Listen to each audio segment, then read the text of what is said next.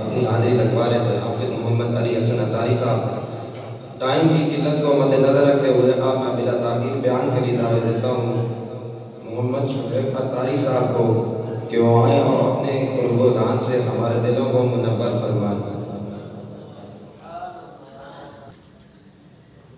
الحمدللہ رب العالمین، الصلاة والسلام علی سید المرسلین، اما بعد فاعوذ باللہ من الشیطان الرجیم، بسم اللہ الرحمن الرحیم، الصلاة والسلام علیک یا رسول اللہ وعلی آلک واصحابک یا حبیب اللہ،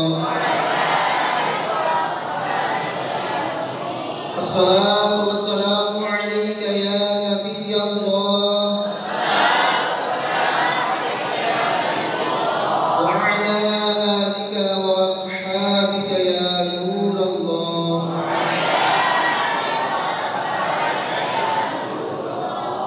نویت سنت الاعتکاف۔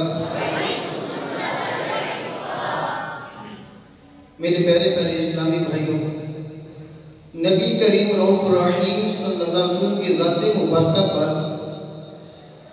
درود پاک پڑھنے کی بے شمار فضائل و برکات ہیں۔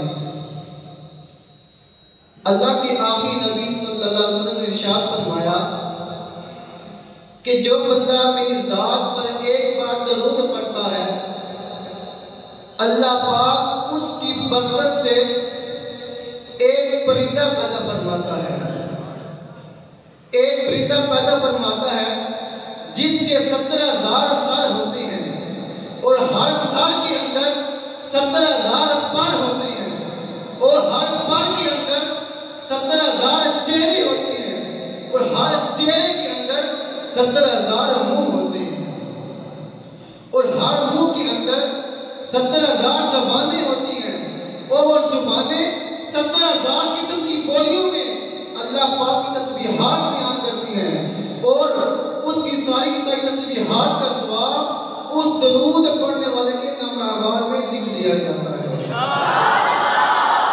پیارے پیارے اسلامی بھائیوں، لیکن درود پاک ایک ایسا وظیفہ ہے، آپ کو جب بھی کوئی مشکل پیش آئے، کوئی پریشانی ہو تو آپ آقا علیہ السلام کی ذات پر درود پڑھنا شروع کر دیں۔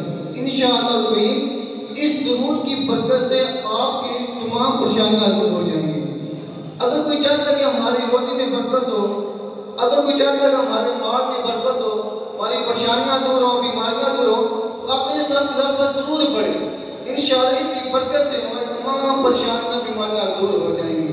اللہ پاک ہم سب کو درود پاک پڑھنے کی توفیق عطا فرمائے۔ میرے میٹھے پیارے اسلامی بھائیوں، حضرت صدیق اکبر رضی اللہ تعالیٰ عنہ یہ مسلمانوں کے پہلے خلیفہ ہیں۔ وہ آقا علیہ السلام کے